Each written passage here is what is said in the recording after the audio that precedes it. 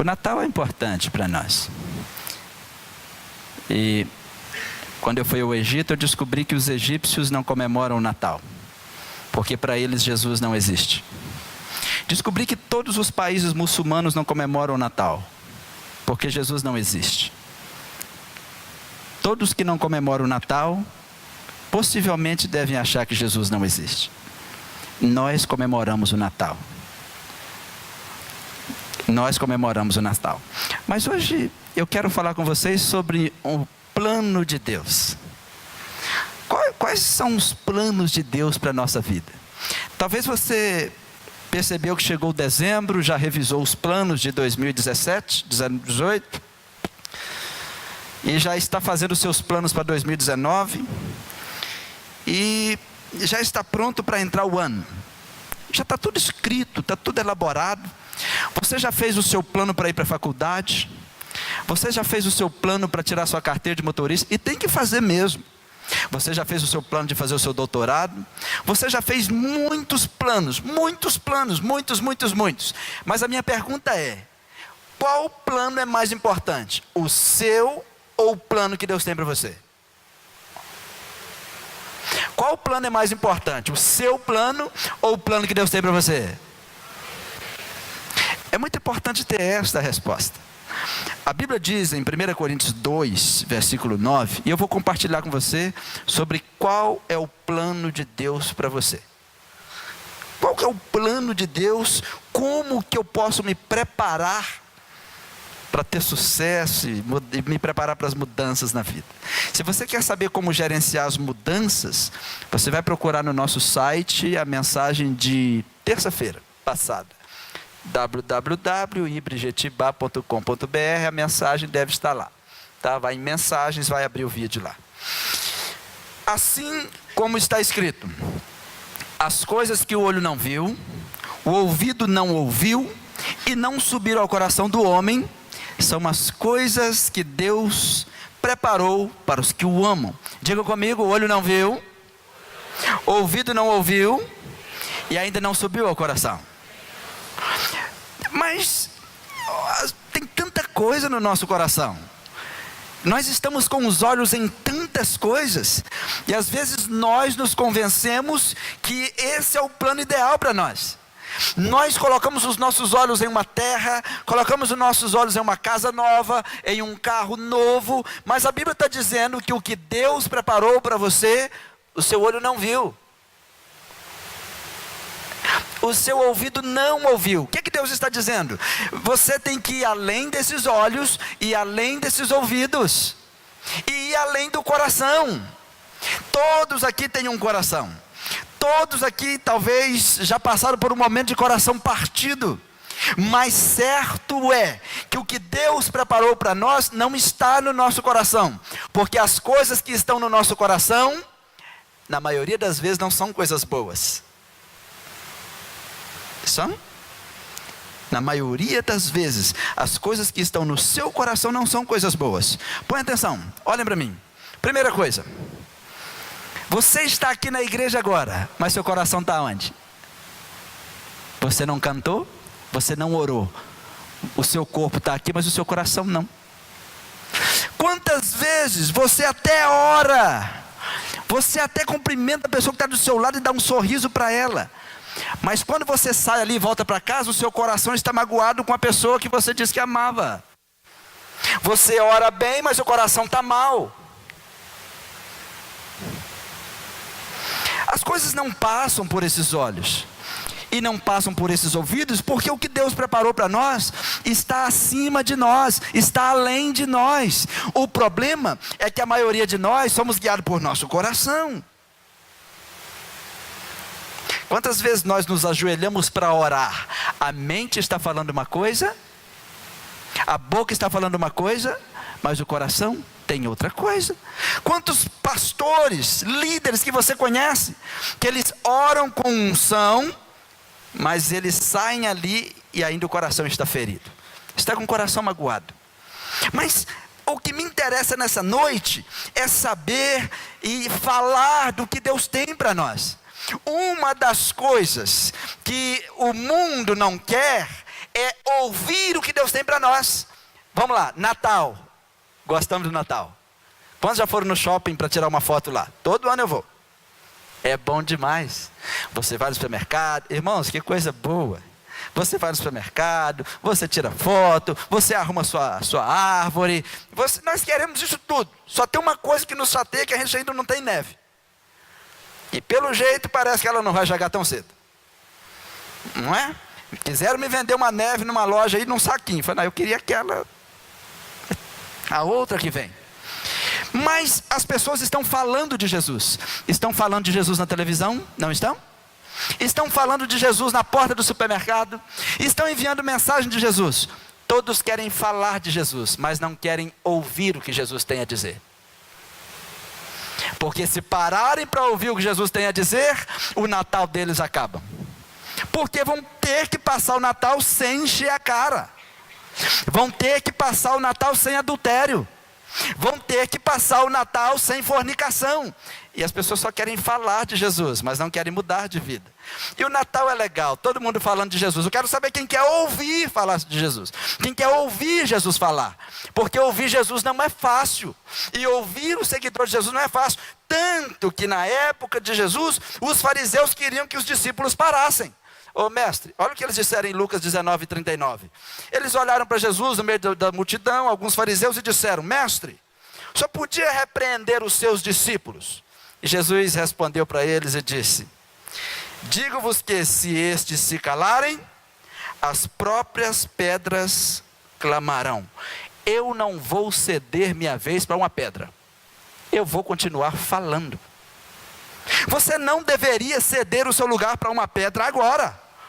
Porque as pessoas estão falando sobre Jesus, mas não querem ouvir o que Jesus tem a dizer. Que graça tem, não? Porque quando entrar o ano novo, vão esquecer Jesus de novo. Mas o que nos interessa hoje é saber qual é o plano master. Qual é o grande plano de Deus para nós. Se Deus disse que olho não viu, ouvido não ouviu e não passou no coração, então esse plano não está em mim, não está nos meus olhos, não está nos meus ouvidos e não está no meu coração. Aonde está o plano de Deus? Onde Deus escondeu os planos que Ele tem para mim? Os planos que Ele disse em Jeremias? Eu respondo, Colossenses capítulo 2, versículo 3. Todos, por gentileza, leiam.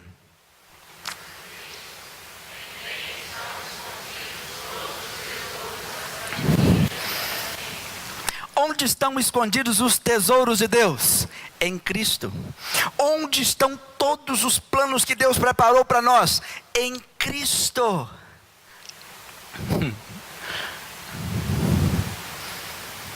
Onde está escondido o que Deus tem para mim? Em Cristo. Você não pode procurar com seus olhos, você não pode ficar procurando no seu coração, porque alguém vai dizer: você tem um Deus em você, a sabedoria está em você, os tesouros de Deus estão em você. A Bíblia não diz que está em mim, a Bíblia diz que está em Cristo. A filosofia dos homens, a psicologia dos homens, a sociologia dos homens, a psicanálise dos homens, todas as ciências da psique humana dizem que a sabedoria de Deus está em você, a força está em você, o poder está em você. A Bíblia diz que está em Cristo. É por isso que sem Cristo eu nada sou. Sem Cristo você e eu não somos nada. Então, se você quiser saber tudo que Deus planejou para você, comece a ouvir o que Jesus tem a dizer.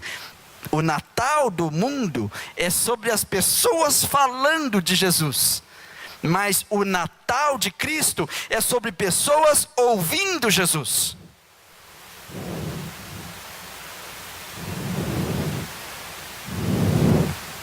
Glória a Deus. Deus tem um programa para nós. Se você já foi para a universidade tem um programa. Tem um programa de estudo, tem um programa de provas, tem um programa de estágio, e você tem que seguir esse programa para você se dar bem. Se você vai fazer uma excursão e vai numa turma de turismo, tem um programa. Se você não quiser seguir o programa, você não pode ir nesse grupo turístico. Ah, não, eu não quero sair, eu não quero ir nisso, eu não quero... Você tem que seguir o programa. Agora, quando eu falo dos planos de Deus para mim e para você, Deus também tem um programa. O programa de Deus para nós. Por exemplo, a igreja faz parte de um programa de Deus até que cheguemos na glória. Porque não tem igreja lá no céu. Não tem igreja na eternidade. Vocês sabiam que o ministro de louvor faz parte do programa de Deus? Deus teve que levantar um ministro de louvor. Para quê? Porque ninguém louva em casa. Então tem que ter alguém para animar a igreja, para lembrar a igreja que tem que louvar e adorar a Deus.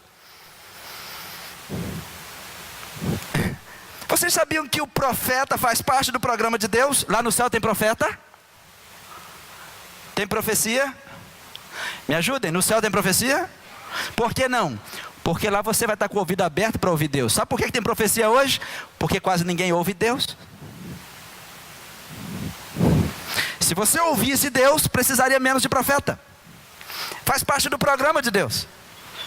O que temos no altar está referente à dificuldade ou debilidade da comunidade cristã em louvar a Deus sozinho, porque nós saímos de manhã, corremos o dia inteiro, almoçamos, jantamos, dirigimos, voamos, pagamos contas, mas não temos um momento em que nós paramos. Nós só fazemos isso quando tem alguém dizendo, erga as mãos. E tem gente que ainda não ergue as mãos. O programa de Deus não está dando certo para ele.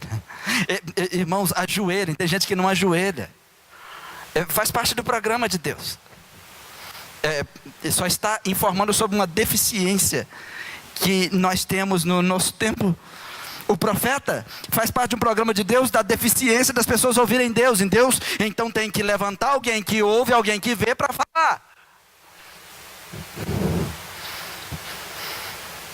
E dentro do programa de Deus existe uma profecia. A primeira pessoa que ouviu sobre o nascimento de Jesus foi quem?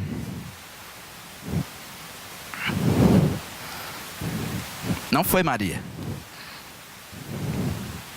Vocês acham que foi Maria? Estão pensando? Qual foi a primeira pessoa que ouviu sobre o nascimento de Jesus?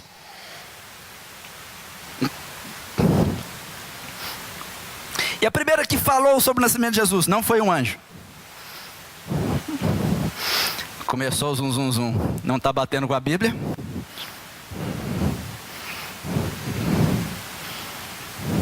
E não tinha um anjo com harpas lá. Aquelas harpas são feitas aqui, na terra mesmo. E na realidade, alguém que já viu uma harpa de perto? Tem pouca gente angelical aqui, só 4. Em Gênesis capítulo 3, versículo 15. Olhem para mim. Deus disse assim. Deus falou com a mulher, Deus falou com a serpente. Deus virou para a serpente e falou assim: porém inimizade entre ti, falou com o demônio, falou com o capeta, com Satanás. Gênesis 3,15. Porém uma inimizade entre ti e quem? Entre ti e a mulher. As mulheres são muito poderosas, né? Deus nunca colocou inimizade entre o homem e Satanás. Mas ele colocou uma inimizade entre o diabo e a mulher. Deus disse em Gênesis 3,15: porém inimizade entre ti e a mulher. Mulheres, diga, eu sou poderosa. É por isso que vocês têm que ir para o joelho, orar, porque a maior inimiga do diabo na terra é a mulher. Ah, pastor, mas por que não um homem? Gente, tem mais fácil de ganhar é homem. E quando o diabo ganha um homem, ele só fica com o homem. É ou não é assim? Quando um homem fica devendo 200 mil da noite por dia, ele chega e conta para a mulher? Ele chega e conta para a mulher? Ele chega em casa assim: o almoço está pronto? O que foi, meu bem? Nada não! Ele fica endemoniado, maltratando a mulher. E Quando a mulher fica devendo 200 mil, o que ela faz? Ela adoece. Com menos de uma hora, ela liga para a tia, ela conta para a vizinha, ela: eu preciso falar, eu preciso de alguém, e a vizinhança toda fica sabendo: me ajuda, e se o meu marido descobrir, ele me mata. E o homem acha que ninguém vai matá-lo, mas a mulher já acha que o marido vai matá-la, o pai vai matá-la, a mãe vai matá-la, todo mundo, e diz: eu vou morrer, eu preciso sair dessa cidade, eu nem saio mais de dentro de casa. Sua família está toda na igreja, você, sua esposa e seus filhos. Se o marido falar assim: eu não volto mais na igreja, o que a mulher faz? Ela continua vindo com os filhos. E se a mulher falar que não volta mais na igreja? Já que você não vai, amor, vou ficar em casa com você. Aí fica ele e os filhos atrás da mulher.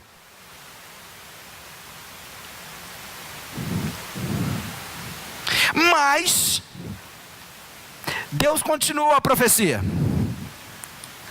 Deus falou assim, que daquela mulher, da semente da mulher. Deixa eu fazer uma pergunta para vocês: mulher tem semente?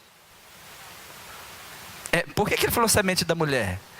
Porque para nascer Deus não pode ser da maneira que todos os homens nascem. Isso é um assunto para outro dia. Senão ele não seria Deus. Da semente da mulher vai nascer um que vai pisar com o calcanhar na sua cabeça. Sabe o que Deus estava dizendo para Satanás? Feliz Natal. É por isso que o diabo odeia o Natal. Por isso que todos que não acreditam em Cristo não celebram o Natal. É por isso que todos os países onde Cristo não é bem-vindo não celebram o Natal. Então Gênesis 3,15 no finalzinho é: Feliz Natal, Satanás. Ou seja, já nasceu. Por que já nasceu? Eis aí o Cordeiro que tira o pecado do mundo, que foi morto antes da fundação do mundo. Se ele foi morto antes da fundação do mundo, ele também já nasceu antes da fundação do mundo. O que Deus está dizendo? Já está tudo pronto. Ele vai nascer, ele vai pisar na sua cabeça, ele vai morrer, ele vai ressuscitar, depois ele vai voltar, vai buscar a igreja, e a sua sentença é que você e seus anjos vão ser lançados no lago de fogo e enxofre. Capeta ruim do cão. Então por isso que a primeira pessoa que ouviu Feliz Natal foi a serpente. Foi o aviso do nascimento do Redentor. Segunda pessoa, Isaías. Isaías primeiro ouviu quando estava tendo uma batalha entre a Síria e Efraim. Eles queriam destruir Judá. E Deus falou assim: eu vou mandar um sinal. A virgem conceberá e dará à luz a um filho, e eu vou resgatar a minha princesa. Depois Isaías diz de novo, em Isaías 9,6: porque um menino nos nasceu. Gente, 400 anos antes, Isaías estava vendo o menino. Por quê? Porque ele já tinha nascido na eternidade. Um menino nos nasceu, um filho se nos deu, e o principado está sobre os seus ombros, e se chamará o seu nome. Todos?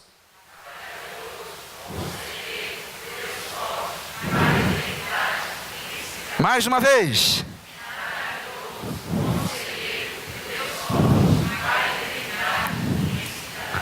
Isso é uma declaração. Por isso que eu estou pedindo vocês para ler. Quem nasceu? Todos. Maravilhoso, Conselheiro, Deus forte, Pai da eternidade, Príncipe da paz. Mais uma vez. Maravilhoso, Conselheiro, Deus forte, Pai da eternidade, Príncipe da paz. Jesus é o plano perfeito de Deus para nós. Esse é o grande plano. Quando Deus nos deu o seu Filho, Ele nos deu para cumprir a redenção. O Natal foi criado por causa da redenção. O homem caiu, foi enganado por Satanás, então chegou o Natal. Papai Noel não tinha nascido.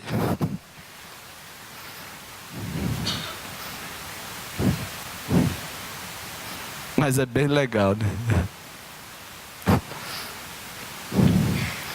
Mas não tem nada de Papai Noel na Bíblia. Mas isso é outro assunto. Jesus é o plano perfeito. Deus nos deu o seu Filho por amor. Deus não nos dá por fé. Deus nos dá por amor. Porque quantos de vocês já deram algo para alguém? Existem duas formas de você dar algo para as pessoas. Você pode vir ao altar e dar algo no altar por amor, ou você pode dar por fé. Quando você dá por fé, é porque você está fazendo por suas causas. Quando você dá por amor, é porque você já abriu mão das suas causas. Quando você dá um abraço numa pessoa por amor, você dá um abraço sem segundas intenções, sem querer nada dela. Deus nos deu o seu Filho por amor, mas na maioria das vezes, ele não é recebido por amor. Jesus é mais recebido por fé do que por amor. Porque na maioria das nossas orações, nós mais queremos do que damos. A nossa adoração é sobre receber, mais do que dar algo de nós. E Jesus está, às vezes, encontrando dificuldade em ser recebido por amor. E eu quero contar a história para vocês, que é uma história minha e sua. Mas eu vou contar na pessoa de Jesus dentro desse plano. Em Lucas 2,4, começa uma história chamada A História da Manjedoura. E subiu também José da Galileia, da cidade de Nazaré, à Judeia, a cidade de Davi, chamada Belém, porque era da casa e família de Davi, a fim de alistar-se com Maria, sua esposa que estava grávida. Maria estava grávida. Maria era a esposa de José? A Bíblia está mentindo? Alistar-se com Maria, sua esposa. Deixa eu abrir um parênteses para vocês aqui. Na época de José e Maria, os meninos não iam um para o outro e diziam assim: eu gostei de você, eu também gostei de você, posso te dar um beijinho, um selinho? Se não tiver ninguém vendo. Não era assim. Vamos nos encontrar no poste da rua de baixo? Também não era assim. Era assim. Por exemplo, eu gostei daquela menina de verde que está ali atrás. Ela é bonita. E mais bonita ainda. E eu sei que ela gostou de mim também. Gostou? Te quero. Eu não podia ir até ela, porque ela tinha anos de idade. Então eu falava com meu pai, e meu pai ia até o pai dela, e eles então concordavam que nós dois nos gostamos. Eu estou gostando dela, ela gosta de você. Então os pais concordavam. Então eles combinavam um dote e era feito um contrato. Esse contrato já podia dizer que ela estava desposada por mim. Ela já era minha esposa. Ela não podia ser entregue a mais ninguém. Só que ela não ia para minha casa. Ela ia ficar na casa dos pais dela até que chegasse a idade própria do casamento. Mas a partir desse momento ela era minha esposa. Entenderam agora o texto? Maria era uma menina quando casou com José. Desposada por José. Ok? Só que eles não moravam na mesma casa. É por isso que a Bíblia diz que Maria, sua esposa. Por isso que José pegou a menina e foi com ela. Ela estava grávida. Por que ela tinha que ser casada? Primeiro, número 1, Deus não queria uma menina que não tivesse um marido, porque ela seria uma mãe solteira. Deus tinha que dar o exemplo, não? A mulher não poderia ter relação sexual, porque a minha desposada não podia ter relação sexual. Ela era chamada de virgem. Digam virgem. A palavra virgem para Maria ali é alma. É alma com H no final, que quer dizer moça casada virgem. Alma. Tem 3 palavras para virgem na Bíblia. No texto de Maria é alma. Uma mulher virgem casada. Uma mulher virgem casada sem relação sexual. Por isso que ela foi escolhida. Porque Deus tinha que dar o exemplo, não? Tinha que ser casada, tinha que ter família, e tinha que ter tudo na hora certa. Então ela engravidou. E aconteceu que, estando eles ali, se cumpriram os dias em que havia de dar à luz. E deu à luz a seu filho primogênito. Envolveu-o em panos e deitou-o numa manjedoura. Porque não havia lugar para eles na estalagem. A Bíblia está dizendo que Jesus foi colocado numa manjedoura. Primeira coisa, será que algumas pessoas pensam que o fato de colocar na manjedoura é para dar o exemplo de humildade? Não. Não era nada sobre isso. É porque não tinha lugar mesmo. Era tempo de censo. Todo mundo revisando a sua inscrição como cidadão. E não tinha lugar para ninguém, não havia vagas para ninguém. Não havia lugar para Jesus nascer. Só uma manjedoura. Diga comigo, não havia lugar? Não havia lugar. Parece que hoje as mesmas coisas ainda continuam. Por exemplo, não há lugar para Jesus mais nas escolas. Esperam que ainda encontre uma manjedoura lá. Não há lugar para Jesus em muitas empresas. Não há lugar para Jesus nem em muitas igrejas. Em muitas igrejas, as pessoas viraram astros e Jesus desapareceu. As pessoas estão felizes pelo que elas estão fazendo. E o evangelho de verdade, nós não ficamos felizes pelo que nós estamos fazendo. Temos que ficar felizes pelo que Ele está fazendo. Mas estamos nos enganando. Tem tantas pessoas felizes pelo que estão fazendo em nome de Jesus. E não é assim o evangelho. Não há lugar para Jesus na TV. Não há lugar para Jesus nas rádios. Não há lugar para Jesus em lugar algum, parece. Mas ainda deve ter alguma manjedoura. E nós que estamos aqui, quantos de nós que às vezes estamos para dar à luz e não há lugar? Maria estava para dar à luz e não havia lugar para o seu bebê. Quantos de vocês que estão em casa ou estão aqui, que às vezes você está para dar à luz e não há lugar? Por exemplo, você terminou o seu curso superior e não há vagas. E você não consegue vaga na sua área. E você está fazendo uma coisa totalmente diferente. Porque você tinha a intenção de ir para um lugar legal. A mulher grávida não queria que o filho ficasse na manjedoura. Você também não queria fazer o que está fazendo. Mas não há lugar para você. Não há trabalho em sua área. Você é um doutor e não há lugar para você. Então você só consegue fazer um trabalho de assistente, do assistente, do assistente. Esse é um tempo que nós chamamos de tempo de manjedoura. Quer ver? Quantos aqui já passaram pelo tempo de manjedoura? Aquele tempo difícil? Levantem as mãos. Ok, então, ficou fácil para pregar, não? Quase todos já passaram por esse tempo. Quantos aqui já passaram por um tempo de manjedoura? Você tem dons, você tem seus talentos, mas colocam você na manjedoura. Você é tão criativo, cheio de imaginação. Se eu estivesse ali, eu faria isso e faria aquilo. As pessoas que estão lá nem fazem a metade do que eu faço. Mas é o seu tempo de manjedoura.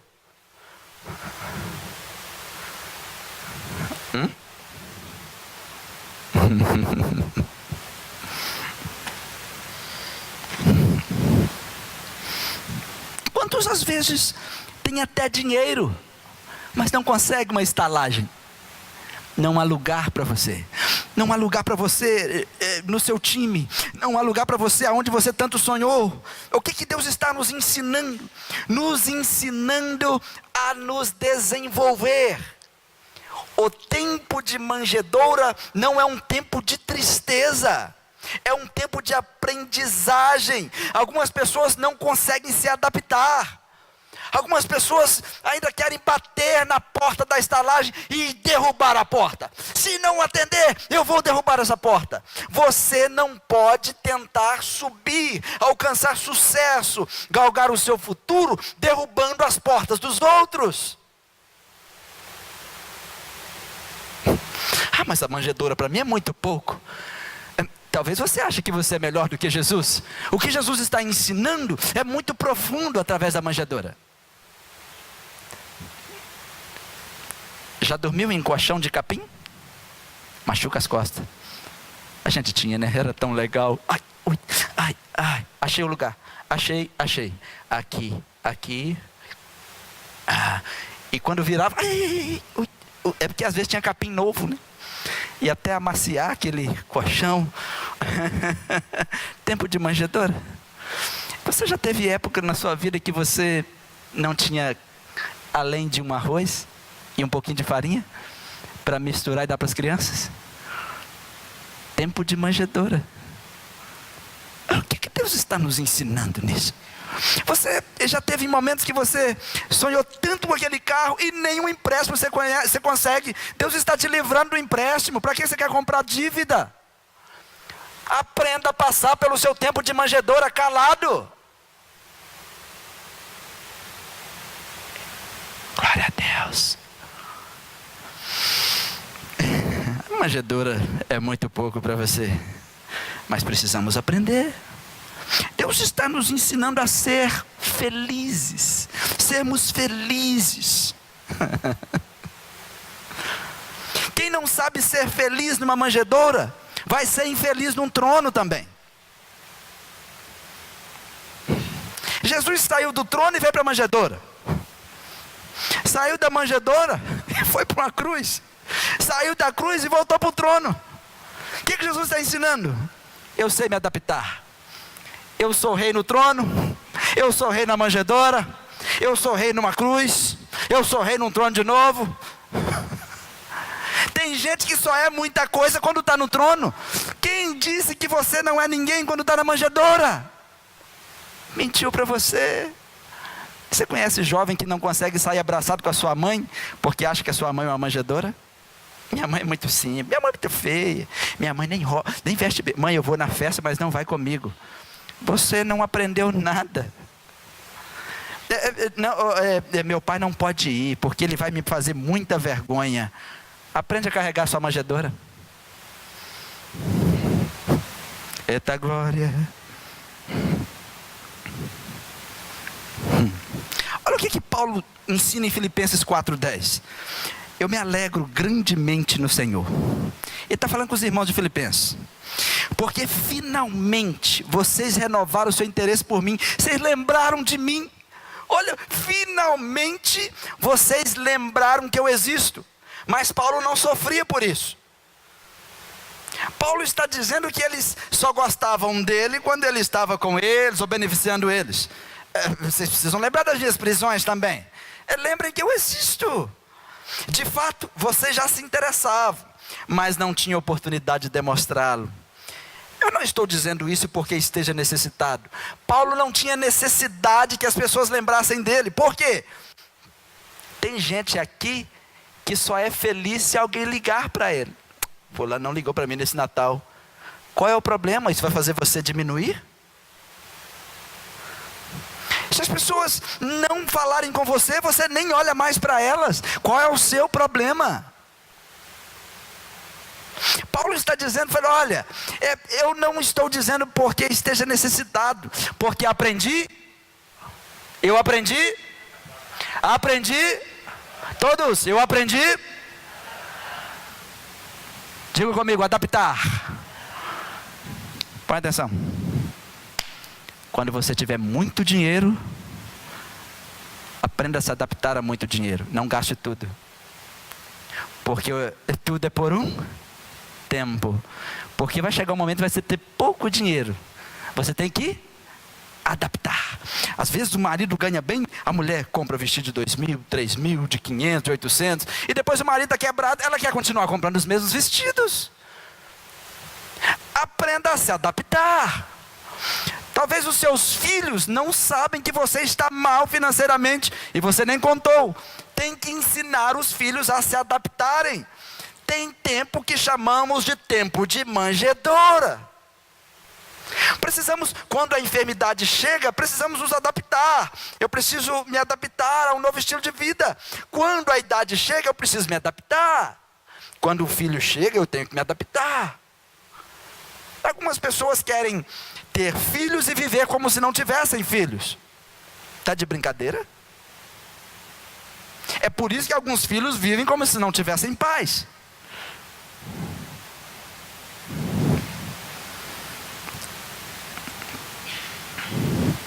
Eu aprendi a adaptar-me a toda e qualquer circunstância. Aprenda isso com a Bíblia. Você tem que se adaptar a toda e qualquer circunstância.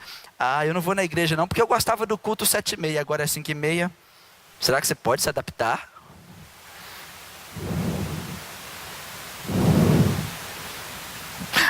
Eu agora não vou mais na igreja, porque quando eu chegava era assim. Já conhece pessoas que não conseguem mudar, não conseguem se adaptar a nada. Uma pessoa madura, ela consegue se adaptar. Conhece pessoas que reclamam de tudo? Se tiver frio, reclama. Por que você não traz um casaquinho? Já sabe que vai ter frio. Traz um casaquinho, um pacotinho de pipoca 250. Só não façam barulho. Eu não vou mais na igreja não, porque liga o ar-condicionado. Você continua indo no banco? Porque lá tem dinheiro. Aí você vai e fica na fila 3 horas. Por que lá você vai e fica 3 horas e não fala nada com o gerente? Porque lá você vai se adaptar. Você tem que se adaptar a tudo. Eu vou fazer uma visita, não vou visitar você não, porque eu não como a sua comida. Você precisa se adaptar, leva a sua marmita então. Você precisa se adaptar, porque existem tempos que chamamos de tempo de manjedoura. Precisamos amadurecer, porque se você não amadurecer, você pode até perder o plano de Deus para a sua vida. Por exemplo, tem pessoas que não conseguem se adaptar a uma vida. Pastor, não estou indo na igreja mais que eu estou trabalhando. Quantos aqui trabalham? Quando ele diz isso, ele está dizendo que ninguém mais aqui trabalha. Temos que nos amadurecer. Você pode ter tantos planos e não ter o plano de Deus. A minha pergunta é: você talvez está na sua empresa, ou no seu bom emprego, ou já tem tudo que você quer. Eu já alcancei tantas coisas. O plano perfeito trata-se da eternidade. Se você morre amanhã, qual é o plano? Se você morrer amanhã, qual é o plano? Qual é o plano? Se não tiver agarrado em Jesus, é morte eterna. Morte eterna. Você pode fazer biquinho, você pode achar ruim, pode achar o que você quiser. Eu não vou perder minha vez para pedra nenhuma. Porque se eu não falar, as pedras falarão.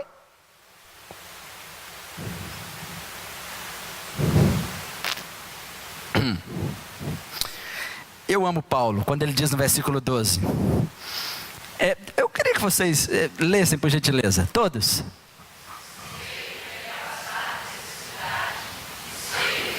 Stop. Somente quem sabe disso leia.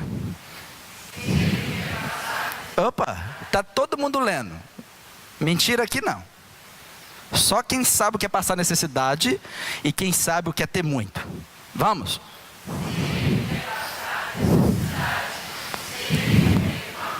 Sei, todo mundo aqui sabe o que é passar necessidade?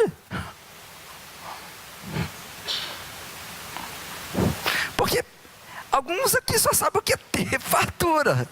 Principalmente meninos, crianças. Porque já nasceu com um carro na garagem. Onde vai o papai leva, a mamãe leva. Papai e mamãe parece que é Uber. Mãe, vem me pegar na escola. Mãe, me deixa na festa.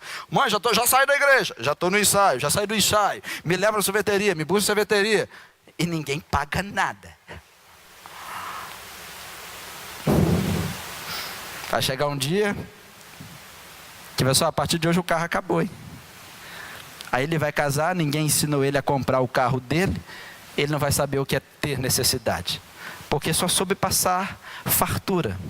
Papais, tira um pouquinho do conforto dos filhos de vez em quando, porque conforto cancela esforço. Dê um pouquinho de conforto e tire um pouquinho de conforto. Diga comigo, conforto cancela esforço. Quanto é que você paga para almoçar na sua casa? Quanto é que você paga? A meninada aqui. Quanto é aquele prato de almoço amanhã, que é aquele festão, quanto é que vocês vão pagar? Nada. E se você fosse no shopping comer a mesma quantidade de comida e o mesmo modelo? 500 contas por cabeça. E nem tem coragem de falar obrigado para a mamãe e nem para o papai. Só que se você quiser conforto, você vai no shopping e chega lá com a pinta toda, né? Guardanapo, garfo. Aí você pede. Vem uma melequinha de estrogonofe. Aí você pede. Não, e um bifinho só, dependendo do lugar. Quanto que é? 120. Aí você passa cartão. Você tira o cartão da Unimed. Paga aí para mim. Abate aí no próximo médico. Aí você paga. E se você prestar atenção, você só pagou pelo conforto, porque a comida não é nem a mesma da sua casa. Que a comidinha de casa é boa demais, hein? Oh, trem bom. Você faz um risoto na sua casa para 5 pessoas, não dá R$100. Pede um risoto lá no Outback. Vai deixar a roupa lá. É depilação sem cera. Eles vão puxar aqui, ó. Não vai sobrar um fio. Você vai chegar machucado. O que é isso? Fui no Outback. É verdade. Vai no Outback, você vê. Lá eles depilam e não passa a cera. Já puxa logo. Quantas pessoas? 2. Já volta para casa igual frango machucado. É verdade. Porque é conforto. O conforto sai caro. E se você só der conforto para os seus filhos, vai sair caro para eles. Porque eles não vão aprender a esforçar com nada.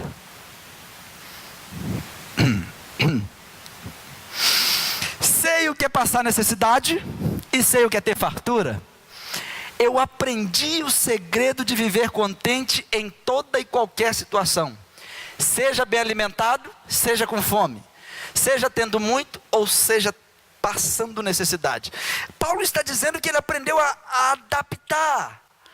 Ei, você quer viver os planos de Deus na sua vida? Porque tem gente que acha que na igreja, chega na igreja, agora é só vitória, agora é só vitória, agora é só vitória, só vitória, acabou, eu não sei o resto não, é só vitória. Aí só canta na igreja, mas quando você sai na porta, você sabe que não é só vitória. É só vitória? É só vitória? Vai cantando, vai! E manda no WhatsApp, hoje o seu dia vai ser isso, vai receber uma benção. Aí você chega e tem um boleto desse tamanho lá, de R$1.300 para você pagar. Fala, mas mandaram uma notícia que era uma benção. O boleto chegou. Põe atenção, você não pode ficar cantando, generalizando a palavra de Deus. Você sabe que quando você sai dessa porta não é só vitória, é só batalha. Você tem que batalhar para pagar suas contas, batalhar para estudar seus filhos, batalhar para vocês estudarem para honrar os seus pais e honrar o seu futuro. Você tem que batalhar para não machucar a sua saúde. Você tem que batalhar para você honrar o seu corpo. Você tem que decidir por Jesus todos os dias. Tem ou não tem? Todos os dias. Você tem que se adaptar. Tem que se adaptar. Nós precisamos aprender, porque em alguns momentos nós não vamos estar bem alimentados. Em alguns momentos nós não vamos ter muito. Pode ser que estejamos até passando necessidade. Irmãos, e se tem uma coisa que nós precisamos, é de paciência em tempos difíceis. Se tem uma coisa que você e eu precisamos, é aprender a sobreviver nas circunstâncias severas. O que Paulo estava dizendo é que a vida é severa comigo, a vida é difícil comigo, mas eu aprendi, quando a tempestade vem, eu fico de pé, quando o vento vem, eu me agarro. A palavra perseverar que Paulo usa é opomone, com H, Upomone. O que significa upomone? Paz em meio à guerra, tranquilidade em meio à tempestade. Upomone é perseverança ao nível de Deus. Paulo aprendeu porque ele descobriu que existe algo de Deus para a vida dele. Peraí, tem circunstâncias que eu não preciso orar. Irmãos, você sabe quando o seu carro está bem abastecido, seu carro está novo, as prestações estão em dia, suas contas estão em dia, tudo está em dia. Você não está na manjedoura, você está no trono. Esquece até de vir na igreja. Alguns esquecem até que existe oração. Oração é o que mesmo? Aí canta, agora é só vitória. Mas quando vem a tempestade, alguns não sabem lidar com isso. Tem gente que não sabe lidar com tempestade, não sabe lidar com problema, não sabe lidar com circunstância severa. Você precisa descobrir um ingrediente chamado upomone. É a perseverança que Paulo tanto fala, que é você está navegando. Quantas vezes nós estamos navegando num lago de lágrimas, mas ainda estamos cantando? Quantos de nós que às vezes não conseguimos dormir e parece que vamos afogar nas nossas próprias lágrimas, e a única coisa que sai lá de dentro é uma canção. Aquela canção: então minha alma canta a ti, Senhor, grandioso és tu, grandioso és tu. A tempestade está vindo em sua direção, mas você permanece de pé. Você não vai ficar chorando de tristeza. Você só chora porque sabe que é fraco. Mas você sabe que seu Deus é forte. Isso é o pulmonê. E você continua cantando. Você está navegando em um lago de lágrimas. Lágrimas porque você não sabe o que fazer com os filhos. Não sabe o que fazer com o casamento. Não sabe o que fazer com seus problemas pessoais de adolescente ou de jovem. Mas você continua cantando diante do Senhor. Você continua perseverando. Você continua de pé enfrentando o vento. Porque sabe que o tempo de manjedoura é rápido. Sabe que o tempo de manjedoura vai passar. É viver em santa alegria, com um cântico de louvor, mesmo em meios à escuridão que nos cerca. Porque a escuridão só nos cerca porque estamos envolvidos pela luz do Criador. Isso é o pulmonê, uma fortaleza que nunca é tomada. A Bíblia diz que o reino do nosso mestre é inabalável. Os reinos do mundo podem se abalar e caírem, mas o reino do nosso Deus é inabalável. Paulo disse algo e nós não podemos esquecer. Filipenses 4:11, ele diz: aprendi a adaptar-me a toda e qualquer circunstância. O que ele está dizendo? Eu aprendi com Jesus. Jesus foi para a manjedoura para nos ensinar. O que Jesus nos ensinou? Primeiro, Ele é rei no trono. Ele é rei na manjedoura. Ele é rei na cruz. Ele é rei quando está sendo açoitado. Ele é rei quando está dentro de um barco. Ele é rei quando o acusam do que ele não fez. Ele é sempre rei. Quem disse Deus que você é? Todos quantos o receberam. Quem ele diz que você é? Você não pode deixar de ser um representante do rei quando você estiver na manjedoura. Quem é você? Sou um representante do reino. Você tem que ser um representante do reino quando estiver de bicicleta, quando estiver a pé, quando estiver de moto, quando estiver de carro, quando estiver a pé de novo. Quando você estiver morando na sua casa, quando você estiver morando no aluguel, quando o diabo estiver te cercando de qualquer maneira, em qualquer circunstância. Você tem que aprender a passar pelo tempo da manjedoura. Jesus não foi bem recebido pelos seus.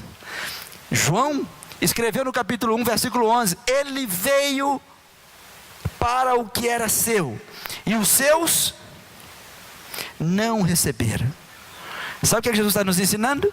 A lidar com rejeição. Ei, tem algo mais difícil para lidar do que rejeição? Principalmente mulheres. Você chega num grupinho de mulheres e todas saem. Como é que vocês ficam? Meninas?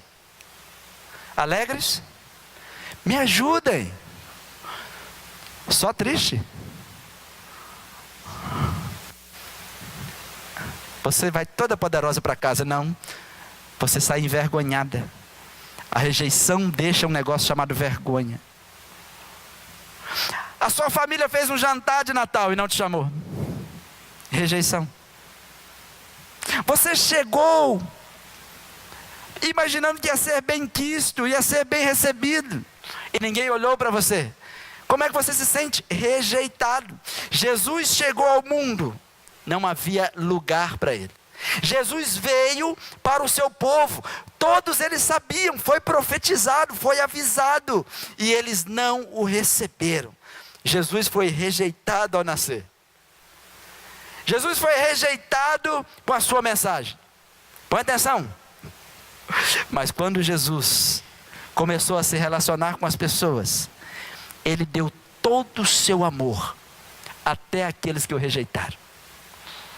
Aprenda a se adaptar. Aprenda a sofrer menos pelo que as pessoas fazem com você. Não permita que o que as pessoas falam decidam quem você é, porque Deus já decidiu quem você é. O problema não é o que fazer com os que rejeitam você, a questão é o que fazer com quem te recebe, porque nós somos rejeitados por alguns, mas somos recebidos por outros. Muitas pessoas nos recebem. O que Jesus fez? Versículo 2, João capítulo 1: mas a todos quantos o receberam,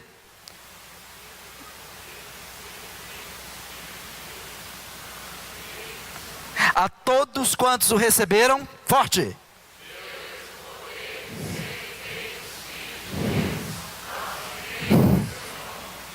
A questão não é o que fazer com quem te rejeitou, porque se você tentar ir atrás de quem te rejeitou, você está com um problema emocional. Se você ficar sofrendo demais por quem te rejeitou, você vai sofrer mesmo. Jesus está ensinando a você valorizar aqueles que te recebem. Porque todos quantos o receberam, vocês me rejeitaram, ok, mas vocês me rejeitaram, mas vocês me receberam, então eu vou dar poder para vocês. Eu vou dar poder de filhos, poder de serem filhos de Deus, poder de filho. Eu vou dar poder para você. Quantos de vocês que estão aqui que estão reclamando? Ninguém me recebe, ninguém me recebe. Põe atenção, ninguém me dá trabalho. Você está reclamando que ninguém te recebe na empresa, mas quando te recebe, você é o pior funcionário da empresa. Tem que te mandar embora mesmo. Ninguém me recebe. E quando o irmão te recebe na loja dele, você envergonha ele, que deveria ser o melhor funcionário e é o pior. Ninguém me recebe, e a irmã te convida: eu quero de doméstica, irmã, entra na minha casa. E você começa a mexer nas coisas dos outros, você não cumpre o seu horário, você reclama de tudo, e vira um trem, pior que demônio na vida dos outros.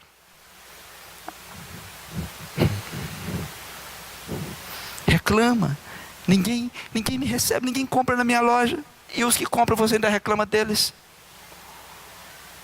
A questão não é fazer com quem não te recebe, é o que fazer quando te recebem. Quando te receberem, dê tudo que você tem. Porque os que não receberam Jesus, o que Jesus fez com eles? Nada. Mas a todos quanto receberam, Ele deu poder. Ele deu o que Ele tinha. Eu vos dou poder. Dou poder de ser filho de Deus. Eu te dou poder. Se vocês me receberem, eu não quero nada de vocês. Eu quero dar o que eu tenho para vocês. Olha, isso é maravilhoso. Jesus não maltrata quem não recebeu Ele, mas o que Jesus faz? Ele presenteia quem o recebe. Muitos de nós reclamamos que não somos recebidos, mas damos as costas para quem nos recebe. É ou não é verdade?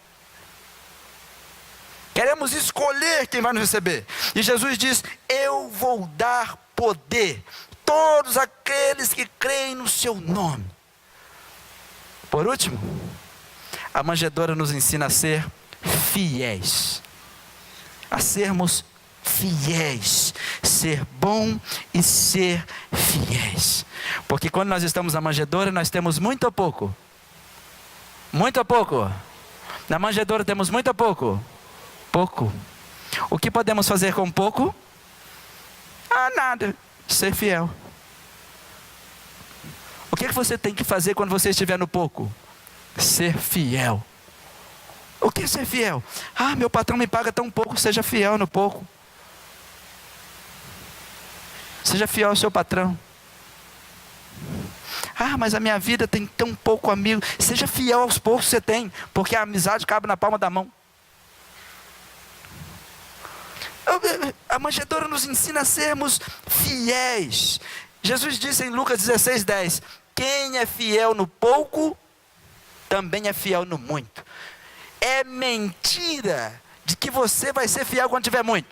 Quando eu tiver muito, eu vou ajudar meus filhos. Ajude no pouco. Quando eu tiver muito, eu vou ajudar meus pais. Ajude no pouco.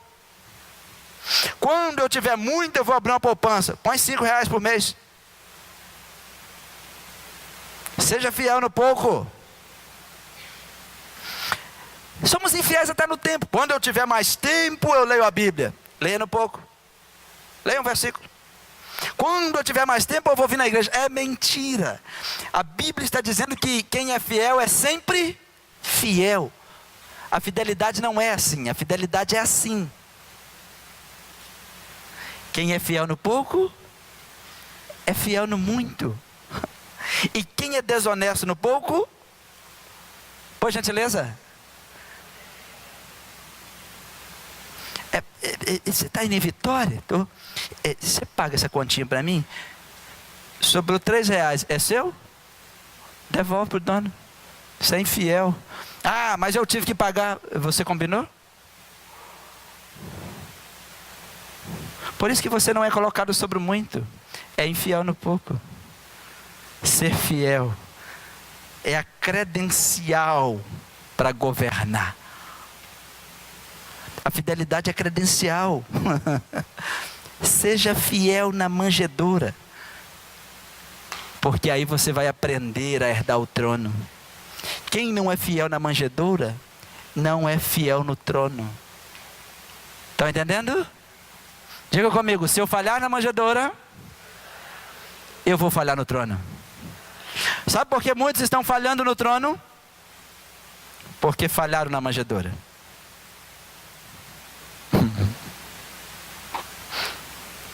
Vamos terminar.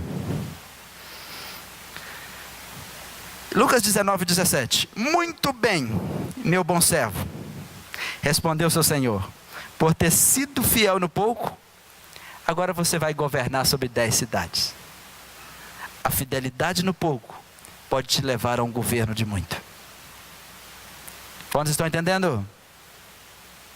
Jesus está nos ensinando. É o plano perfeito. E o tempo é o nosso tempo. Gálatas 4:4-5. E vinda a plenitude dos tempos, Deus enviou seu Filho, nascido de mulher, nascido sob a lei, para remir os que estavam debaixo da lei, a fim de recebermos a adoção de filho. Digam remir. Digam remir. O que quer dizer remir? É a mesma coisa que redimir. O que significa redimir? Resgate de propriedade. Jesus veio para te resgatar. Jesus nasceu para resgatar. É por isso que em Gênesis 3:15 há uma promessa, há uma profecia. Nós vamos terminar cantando a canção Plano Perfeito. E a profecia era o seguinte: da semente da mulher vai nascer um que vai pisar na sua cabeça com o calcanhar. E a Bíblia diz que na plenitude dos tempos, ele nasceu. E ele veio para remir. O que ele veio fazer? Nos comprar de volta. Porque com a queda nós nos perdemos. O Natal é o tempo de remissão. É um tempo de resgate. As pessoas acham que Natal é sobre falar de Jesus. Eu desafio quem fala muito de Jesus começar a ouvir Jesus. Porque os que estão falando de Jesus agora não querem ouvir o que Jesus tem a dizer. E não é muito importante o que você fala de Jesus. É mais importante o que Jesus quer falar com você. E o que Jesus quer falar?